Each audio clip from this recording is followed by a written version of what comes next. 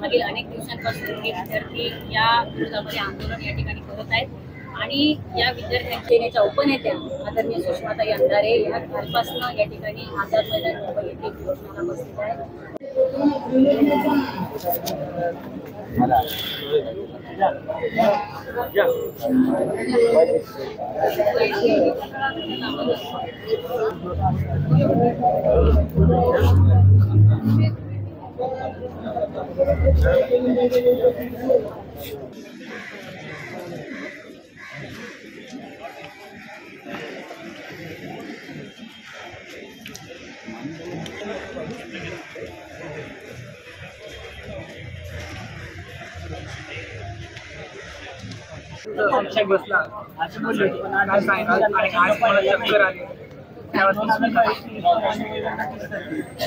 आज उपोषणाचा दुसरा दिवस आहे.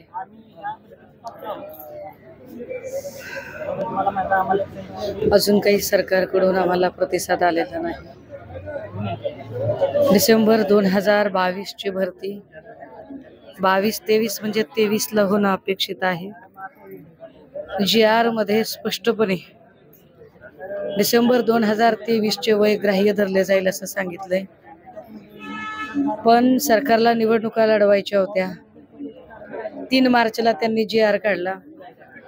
3 मार्चच्या GR नुसार ते वागले नाहीत, कारण एप्रिल-मे ला लोकसभेच्या निवडणुका होत्या. आता 24 ला भरती काढली. यामध्ये वयवाढीचा मुद्दा झाला. 2 लाख मुलांच्या यामुळे फटका बसू शकतोय.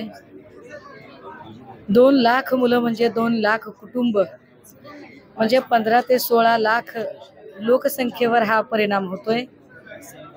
तुम्ही ज्या लाडक्या बहिणीला 1500ची खैरात देणार आहात ना, त्या लाडक्या बहिणींची ही लेकरं जी उपाशी येतात, त्या बहिणींना काय बरं वाटेल बरं त्यांची लेकरं उपाशी असताना. वयवाढीचा मुद्दा तुम्ही या गृह खात्याच्या राज्याच्या पोलीस महासंचालक रश्मी शुक्ला यांना तुम्ही 2 वर्षाची वयवाढ दिली आहे. अजित डोवालला तुम्ही 7 वर्षाची वयवाढ दिली आहे. तुम्ही ईडीच्या प्रमुखांना 1 वर्षाची वयवाढ दिली आहे. तुम्ही IB च्या प्रमुखांना सुद्धा वयवाढ दिली आहे.